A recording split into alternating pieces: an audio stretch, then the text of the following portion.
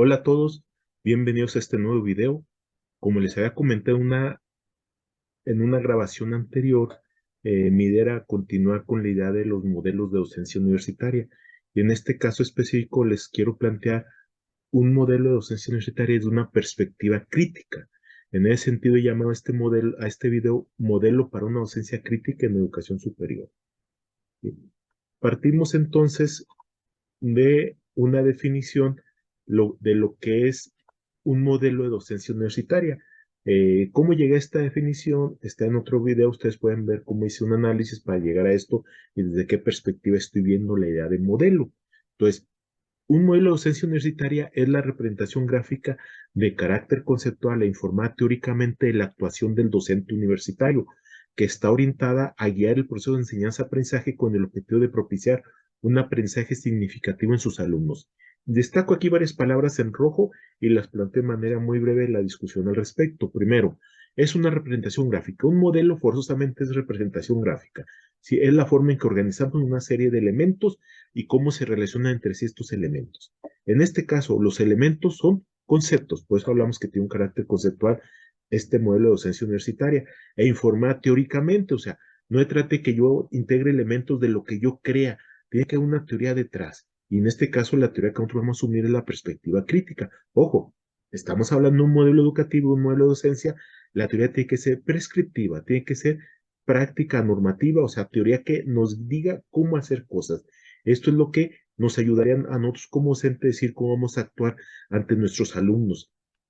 ¿Para qué? Pues para guiar el proceso de enseñanza-aprendizaje de nuestros alumnos, porque nuestro objetivo, no hay que perderlo de vista, es lograr que el alumno tenga aprendizajes significativos. Entonces, esto es un modelo de docencia universitaria, es el concepto de modelo de docencia universitaria y es lo que intento plasmar en esta ocasión, un modelo de docencia universitaria desde una perspectiva crítica. Antes de eso, pues hay que decir que sí hay otras clasificaciones y hay otros modelos, ¿verdad? García Aretio nos habla de mínimo 6 modelos, ¿no? Que aquí se los dejo como elementos para que ustedes lo puedan checar. Mayor y Madrid nos hablan de 4, ¿sí?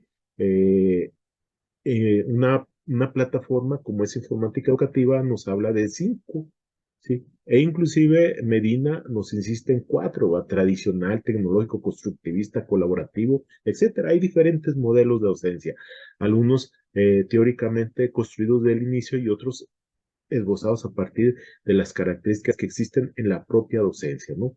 Pero bueno, yo en este momento quiero plantearles, y es el objetivo de este video, plantearles un modelo, una docencia crítica en educación superior. Para eso me voy a apoyar en 3 insumos básicos a nivel teórico. Uno es el modelo del docente innovador, otro es el modelo del pensamiento crítico y otro es el modelo o la perspectiva de las metodologías RCP. Algunos le llaman metodologías activas, otros metodologías constructivistas, etcétera. Yo prefiero o llamarles metodología RCP, resolución colaborativa de problemas, para tener las características centrales que me interesan de estas metodologías. Para esto, como les dije, estamos nutriéndonos de estos autores. En el desarrollo de pensamiento crítico hay diferentes autores. Yo particularmente tomé como base a Brockfield y a Castro para tomar algunos elementos de ellos que sean nuestros principios de base o punto de partida. Tomé el modelo que yo armé en el 2009 del docente innovador, que en aquella ocasión lo planteé como una alternativa a lo que en esa época se manejaba como el discurso hegemónico, que era el docente estratégico, con el cual yo no estaba de acuerdo y por eso planteé la idea del docente innovador. Y obviamente las metodologías RCP, que originalmente muchas de ellas salen de necesidades empírico-prácticas, ¿verdad? Pero bueno, alguna gente las ha metido al discurso del profesor reflexivo, otros las han metido, de repente aparecieron diciendo que eran constructivistas, otros dicen que ya son cognitivistas, otros ya son socioconstructivistas, algunas de origen sí son pedagogía activa, como es el método de aprendizaje basado en proyectos, y otras ya las están metiendo últimamente en el aprendizaje situado. Obviamente no surgieron de ninguna de estas teorías, pero en su momento podemos integrarlas sin mayor problema estas teorías. Por eso no pongo autores porque hay mucha discusión al respecto.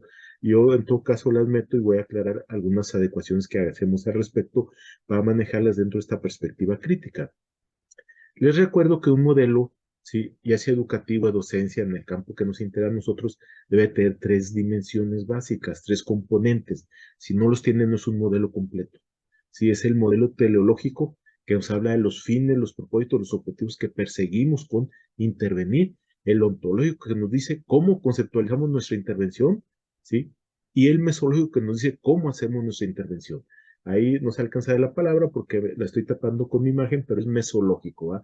Ahora sí, haciendo el cruce de las tres dimensiones o componentes de un modelo y los tres elementos que yo obtengo como insumos teóricos, vamos a ver que el discurso del pensamiento crítico con los autores que yo mencioné me ayudó a establecer lo mesológico, lo ontológico y lo teleológico, o sea, impacta las tres dimensiones de un modelo educativo. El modelo o el discurso del docente innovador impacta el aspecto ontológico y el aspecto mesológico, mientras que las metodologías RCP, como su nombre lo indica, son metodologías, básicamente impactan específicamente el aspecto mesológico. Ahora, trabajando en cada uno de ellos, vamos a ver qué podemos hacer. En la dimensión teleológica, que es la de los fines, algunos le ponen diagonal teleológica, diagonal axiológica, que tiene que ver con los fines y valores, que a fin de cuentas nosotros ahorita nos quedamos con la idea de los fines.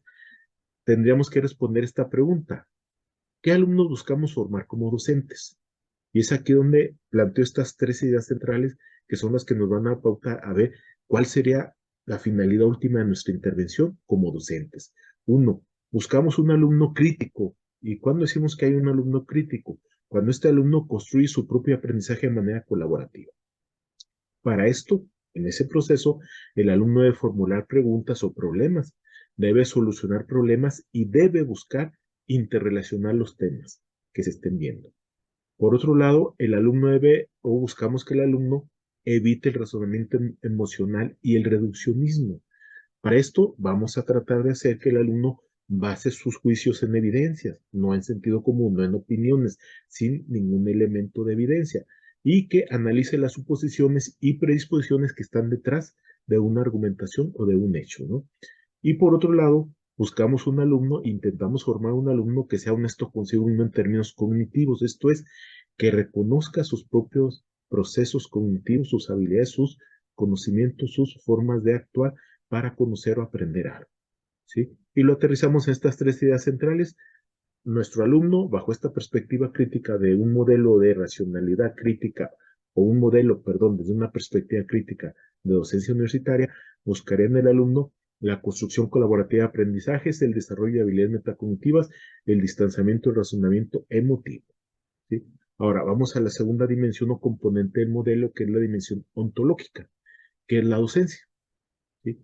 La docencia, esta pregunta, ¿qué es la docencia? Es la que nos da idea de lo que es la ontología del modelo, o sea, cómo estamos conceptualizando la docencia y a la gente que hace la docencia. En este caso, la docencia la vamos a considerar como un espacio de construcción y resolución de problemas. O sea, sabemos que hay muchas actividades que cotidianamente hacemos como docentes, hay muchas actividades que son recurrentes, casi las hacemos de manera automática, pero también sabemos que hay muchas donde necesariamente tenemos que implicarnos nosotros, plantearlas como problemas y resolverlas, ¿sí? Para poder lograr los aprendizajes significativos en nuestros alumnos. También vamos a ver la docencia como un espacio de innovación en y para la enseñanza. O sea, aquí el maestro no solamente es un consumidor de estrategias técnicas que nos vendan los expertos. El maestro puede generar, puede diseñar estrategias, puede diseñar técnicas, puede diseñar métodos para trabajar con sus alumnos. Y por lo tanto, ¿qué necesitamos? Que el docente sea un docente pensador, crítico y reflexivo. Necesitamos un docente que sea un participante activo en el trabajo colegiado. La innovación, la resolución de problemas, lo crítico no se realiza en el aislamiento, se realiza en colaboración con otros. Necesitamos estar en relación con otros. Y lo aterrizaremos con estos dos elementos. Vamos a entender la docencia como un espacio de construcción de problemas y un espacio de solución innovadora de problemas. Vamos a ver al docente como un docente crítico reflexivo, como un docente que es un participante activo en el trabajo colegiado. Y nos vamos a la tercera dimensión, la dimensión mesológica, ¿sí? Y aquí vamos a tener que responder a la pregunta, esto es lo importante de la dimensión mesológica: ¿cómo desarrollar la docencia? Y ya vi qué quiero lograr, ya vi qué es la docencia para mí, ahora sí que cómo desarrollar la docencia. Y entonces aquí hay dos puntos centrales que vamos a destacar. Uno es la visión metodológica.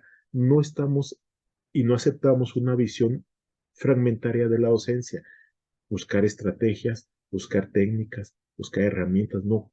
hay que buscar y tener como eje de la actuación docente la metodología completa. Entonces, esa es la apuesta que le hacemos. Y obviamente buscamos metodologías que estén orientadas a la resolución de problemas pues, de manera colaborativa. Y apoyamos a esto con alguna serie de recursos complementarios. Particularmente quiero destacar tres. Las lecciones magistrales, que obviamente están orientadas al pensamiento crítico, la lectura crítica de textos y análisis colectivos de temas por parte de los alumnos. Esto sería entonces la idea de cómo desarrollar la docencia con metodologías RCP, con recursos complementarios y con la innovación en la enseñanza que ya lo vimos. No solamente construimos problemas, resolvemos problemas como docentes y podemos generar metodologías, podemos generar estrategias o métodos si hay necesidad. Pero bueno, nos detenemos un poco en las metodologías RCP. Les decía, algunos le llaman metodologías activas, metodologías constructivistas, últimamente dice que son metodologías de aprendizaje situado. Pues no, ninguna surgió bajo esa perspectiva teórica, pero ahora las meten ahí. Yo lo que quiero destacar aquí son sus dos características centrales y lo que a mí me interesa. Uno, que en su desarrollo estas metodologías implican resolución de problemas, forzosamente. Y en una u otra fase de trabajo o en todas las fases de trabajo implica trabajo colaborativo. Esto es lo que tiene como característica estas metodologías. Y no hay una, hay múltiples metodologías. Aquí pongo algunos ejemplos. Está el aprendizaje basado en problemas, está el estudio de caso, el aprendizaje basado en proyectos, el aprendizaje cooperativo, el aprendizaje servicio, que últimamente se puso de moda, y algunas metodologías que hay en el campo de la educación virtual, del famoso e-learning, pero que también las podemos utilizar de manera presencial. No le veo mayor problema yo. Sería diseños de entornos de aprendizaje constructivistas, comunidades de indagación y aulas invertidas. En aula invertida tengo algo de reserva, pero muchos autores la ponen aquí, entonces la ubico también como ellos, ¿no? Y entonces, no voy a hablar de todas ellas, no hay tiempo ni espacio, pero sí quiero, aunque sea de manera muy breve, muy sucinta, hablar de una de ellas. ¿De cuál de ellas? De aprendizaje basado en problemas. ¿Por qué? Porque la búsqueda que hice yo de literatura y antecedentes al respecto, esta metodología se ha demostrado experimentalmente que se apoya el desarrollo del pensamiento crítico. O sea, está bien fundamentado científicamente con bastantes estudios experimentales detrás de ella que nos dice que sí, sí ayuda al pensamiento crítico. Y bueno, entrando entonces en esa metodología en particular, vemos que el aprendizaje basado en problemas es una metodología donde primero se presenta un problema, luego se identifican las necesidades de aprendizaje, posteriormente se busca la información necesaria y finalmente se regresa al problema para solucionar. Al fin de cuentas, más que una definición del ABP, lo que le estoy haciendo es una descripción del proceso del ABP, del aprendizaje basado en problemas. Y para esto hay que plantear la ruta metodológica que debemos de seguir. Primero iniciamos con un trabajo previo por parte del maestro. ¿Qué tiene que hacer el maestro en el ABP? Primero tiene que determinar los objetivos de aprendizaje, o sea, ¿qué quiero conseguir con esto? Segundo, debo diseñar la situación del ABP, del aprendizaje basado en problemas. Para eso hay que hacer equipos. Recordemos que los equipos estén integrados o tengan elementos que sean heterogéneos entre sí a nivel cognitivo, a nivel de conocimientos, que los tiempos en que me voy a tardar para desarrollar esa metodología, qué recursos informativos disponemos, etcétera. ¿Sí? Y obviamente tenemos que construir como docentes el problema retador, que es el que nos tiene que llevar a que el alumno logre el objetivo de aprendizaje. Entonces hay que cuidar mucho eso. Y obviamente hay que ver si hay necesidad de fomentar o desarrollar una estrategia de aprendizaje como apoyo a que los alumnos puedan trabajar con él esta metodología. Ahora sí, ya teniendo esto planeado previamente el docente, entramos al trabajo de campo y en el trabajo de campo del docente, ¿cómo va a desarrollar el trabajo? Primero, pues hay que plantear el problema, planteárselo a todo el grupo, después de haber hecho los equipos, planteamos a todo el grupo cuál es el problema que nos interesa. Y, ojo, antes de avanzar, hay que verificar que todos los alumnos entendieron cuál es el problema, en qué consiste el problema, ¿verdad? Ahora sí, cuando ya todos tengamos claro en qué consiste el problema, hacemos una lluvia de ideas, de hipótesis, de posibles soluciones del problema. Y ahora sí, a partir de las posibles soluciones del problema, hacemos un listado, cada equipo hace un listado de lo que conoce sobre el tema, ¿sí? Que le puede ayudar a solucionar el problema. Luego hace un listado de lo que no conoce sobre el tema y que le faltaría conocer para poder resolver el problema. Y luego, ahora sí, se hace un listado de lo que se necesita hacer para resolver el problema, ¿verdad? Primero es tener los insumos a nivel de conocimientos y luego saber cómo lo podemos resolver ese problema. Con estos tres listados, el alumno ya está en condiciones de definir claramente el problema y saber qué es lo que buscamos. Es resolver un problema de una cuestión a nivel argumentativo, producir algo, ¿sí? Demostrar algo, o sea, ¿qué buscamos? Hay que dejar claro para saber cómo vamos a orientar el trabajo de los alumnos. Ahora sí, mandamos a los alumnos o los alumnos buscan la información que requieren. Recuerden que ya hice un listado de necesidades, sí, de aprendizaje, de conocimiento, de procedimientos, y entonces tienen que buscar esa información. ¿Dónde? En biblioteca, con expertos, con otros maestros, ellos saben dónde buscar, pero tienen que buscar en internet, etcétera. Ahora sí, ya como buscaron toda esa información, están en condiciones de resolver el problema a partir de lo que ya obtuvieron de información, presentan a todos, cada equipo presenta al resto de los equipos los resultados que obtuvieron, sí, resolviendo el problema y con la información que recuperaron. Le agrego a estas fases tradicionales del ABP, una donde yo hablaré, quisiera acá hagamos un análisis de cierre, primero de manera individual y luego por equipos, donde los alumnos reflexionen sobre el proceso de aprendizaje que siguieron, sí, cómo fue que indagaron, cómo fue que analizaron, cómo fue que construyeron la información para empezar a desarrollar las habilidades metacognitivas que son necesarias o hacerlas explícitas, ¿no? Ahora sí, eso fue un ejemplo nada más. Ya vimos que están todas las otras metodologías que ustedes pueden consultar. Hay muchos videos al respecto y muchos textos al respecto. Nada más cuiden desde qué perspectiva teórica lo están abordando, porque de repente le hacen agregados y hay que cuidar que esos agregados no desvirtúen lo que es el pensamiento crítico. Aparte de eso, agregué los recursos complementarios que son los análisis colectivos de temas, lecciones magistrales y lectura crítica. Vamos por cada una. Los análisis temáticos, ¿sí? Es poner en grupos, en equipos a los alumnos a discutir de manera colectiva un tema. Y entonces, ese tema yo los voy a ayudar a que hagan una buena discusión con este tipo de preguntas. No quise que sean todas, yo las pongo como ejemplo para que ustedes tomen alguna de ellas como base y se las den se las planteen a los alumnos para que les ayuden en su propio análisis. Preguntas de clarificación. ¿Qué quieres decir con eso? Preguntas que explora suposiciones y fuentes. ¿Por qué alguien diría eso? Preguntas que investiga razones y evidencias. ¿Qué razones tienes para decir eso? Preguntas que investigan las implicaciones y las consecuencias de lo que está diciendo. ¿Cuáles serán las consecuencias de comportamiento? Preguntas acerca del punto de vista o perspectivas diferentes. ¿En qué se diferencian las ideas de María y las de Pedro? O preguntas sobre las mismas preguntas que nos estamos haciendo. ¿De qué manera nos puede ayudar esta pregunta a hacer un buen análisis? Se fijan un poco más la discusión de la habilidad metacognitiva, ¿no?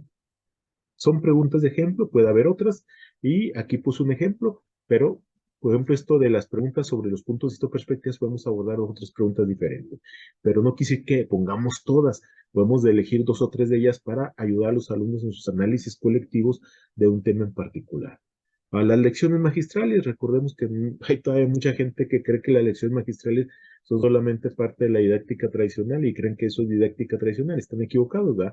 Las lecciones magistrales son un recurso y la forma en que lo usemos es lo que hay que estén dentro de una teoría o dentro de otra teoría. En este caso las queremos usar incorporando el pensamiento crítico, ¿sí? Para que entonces las lecciones magistrales tengan esta orientación a la perspectiva crítica. Ojo, no hay que olvidar que estas lecciones magistrales yo les recomiendo las organicen deductivamente. Pero ¿cómo le agregamos el pensamiento crítico? Con tres situaciones que yo les encargo mucho, porque esto es lo que les da el componente crítico a las lecciones magistrales. Hay que hacer preguntas como la que puse ahorita de ejemplo, o otras que vamos a ver posteriormente. Ese tipo de preguntas hay que hacerlas antes de que empiece yo a exponer el tema como maestro. O cuando lo vaya exponiendo, puedo detenerme un poco y hacer estas preguntas, alguna de estas, para ayudar a los alumnos a que reflexionen y analicen sobre el tema, o inclusive cuando termine la lección. También puedo, en la hora de la exposición, al estar exponiendo, plantear diferentes visiones o diferentes alternativas. Si esto es este autor, esto es este autor, esto es este autor, para que el alumno tenga posibilidades de analizar diferentes perspectivas. E inclusive, si hay necesidad, puedo detenerme durante la lección magistral en ciertos momentos que considere importantes para permitir que los alumnos reflexionen sobre lo que les estoy diciendo, ¿no? Estos son elementos que nos dan la idea de lo crítico, ¿ah? Pero bueno, recordemos que también en educación superior manejamos mucho la lectura individual por parte de los alumnos. Pero aquí vamos a tratar de alternar. Si tenemos lecturas que lo que buscan es que el alumno recupere el contenido central del texto. Eso es importante. Para eso lo hacemos. Pero también hay que hacer que los alumnos hagan lecturas desde una perspectiva crítica. ¿Y cómo vamos a hacerlo? Pues integrando preguntas. Entonces, más que decirle cuál es el contenido central del texto, darle dos o tres preguntas, cuatro, tipo rúbrica, para que el alumno al leer el texto nos haga este análisis del mismo. ¿Qué tipo de preguntas como las que voy a poner de ejemplo aquí? ¿Cuál es la fuente de lo que dice el autor? ¿Es veraz esa fuente? ¿Está actualizada esa fuente? ¿Cuál es el propósito y objetivo del autor al plantear eso? ¿Sí? ¿Cómo presenta el autor la información? Habla de hechos, habla de inferencias que él está haciendo, son opiniones que él tiene, o sea, ¿qué hace el autor? ¿Qué tono utiliza el autor? ¿Sí? ¿Qué lenguaje utiliza el autor para exponer sus argumentos? ¿Cuál es la hipótesis o tesis que el autor propone?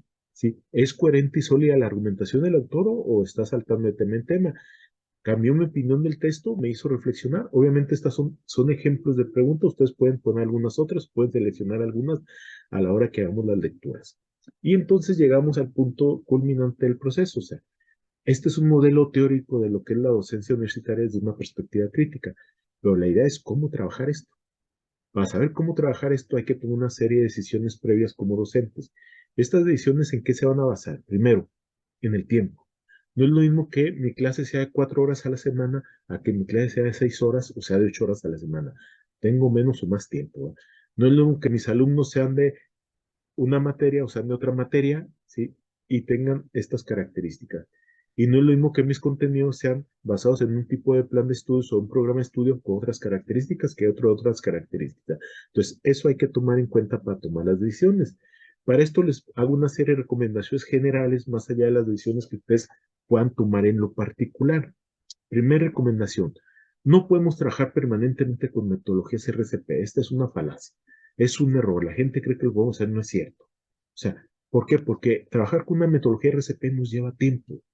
Hay tiempo de indagación, hay tiempo de análisis, hay tiempo de discusión. O sea, vamos a invertirle bastante tiempo y tenemos un programa que tenemos que cubrir en un semestre.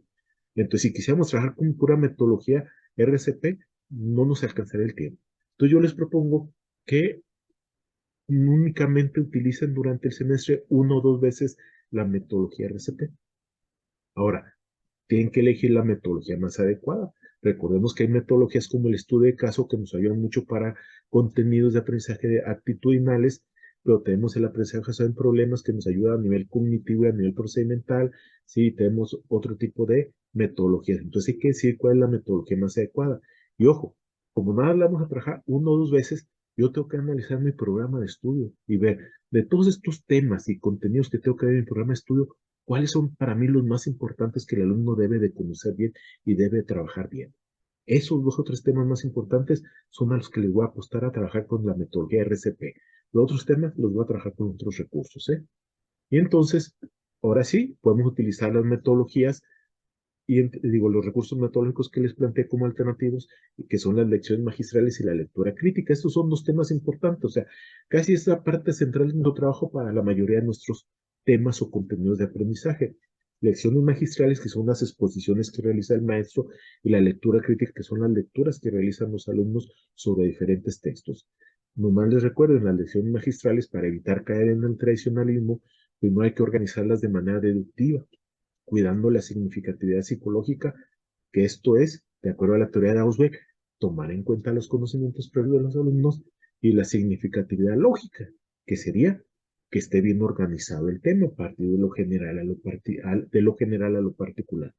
Y no se les olvide, si no sería un recurso meramente tradicional, si a estos elementos tampoco tenemos que agregar el pensamiento crítico con los recursos que ya les mencioné, intercalando preguntas, abriendo espacios de reflexión, ofreciendo visiones alternativas. Si yo cuido esto, obviamente la lección magistral no es para nada tradicional, si es cognitivista orientada desde un pensamiento crítico, ¿no? Y eso es lo que yo les recomiendo trabajar de manera más cotidiana porque los tiempos no se alcanzan para trabajar todos los temas de otra manera, ¿no? Y bueno, aprovechar y hacer lecturas con los alumnos críticas. Les recomiendo alternar lecturas donde el objetivo sea que el alumno recupere el contenido central del tema y otras lecturas donde el alumno haga la crítica, ¿sí?, al texto y a la argumentación que hace el docente.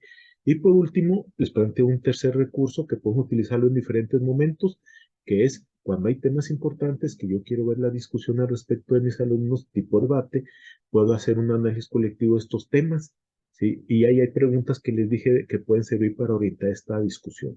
Yo les sugiero también que este tipo de análisis colectivos nos pueden ser de mucha ayuda para evaluar, evaluaciones parciales, evaluaciones del proceso.